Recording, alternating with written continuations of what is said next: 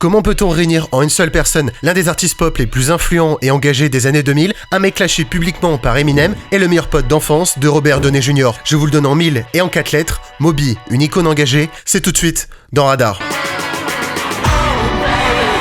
Richard Melville Hall est né à New York et a grandi au milieu d'une ville en pleine mutation. Dans les années 80, New York va être une capitale musicale, avec l'explosion de la house, du hip-hop, du punk et de la techno qu'il va expérimenter très tôt en tant que DJ jusqu'à ses premiers titres au début des années 90.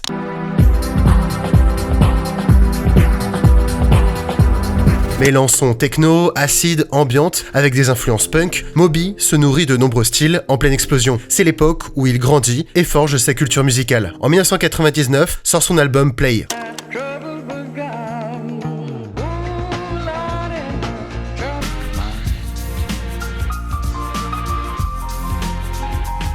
Vous avez forcément déjà entendu un de ses titres. Moby va voir sa popularité exploser dans le monde en vendant près de 10 millions d'exemplaires et en devenant une référence musicale avec une signature unique. Mêlant samples de voix et motifs musicaux, on retrouve dans ses titres l'immense talent de construction que développe Moby. Durant sa carrière, il ne se fera pas que des fans, puisqu'en 2001, il s'opposera à Eminem en accusant le rappeur d'homophobie. Ce clash nous offrira une punchline légendaire sur le titre mythique Without Me. Moby, you can get stomped by Obi. You 36-year-old boy headed stare.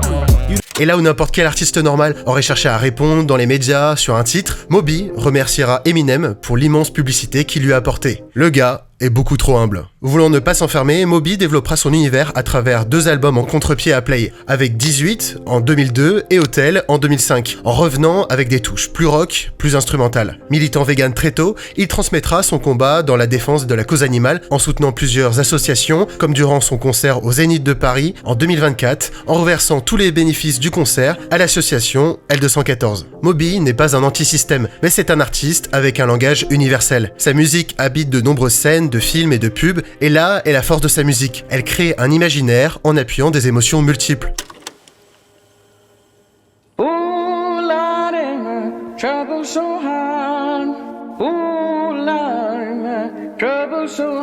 Au-delà d'être un artiste pop qui a toujours cherché à se renouveler, Moby est le fruit d'un âge d'or musical et aura synthétisé à travers ses titres des milliers d'influences, de samples, de voix et légué à la musique des titres uniques qui représenteront pour toujours l'énergie des années 90-2000. C'est un artiste à découvrir pour accompagner vos meilleures randonnées en montagne. Je vous ai mis quelques titres en bio si vous voulez les voir. Merci beaucoup d'avoir suivi cet épisode. N'hésitez pas à vous abonner, à liker, à commenter, à partager. Pour ceux qui ne connaissent pas, Radar, c'est une chaîne de podcast vidéo. On y parle actualité, culture, musique, politique.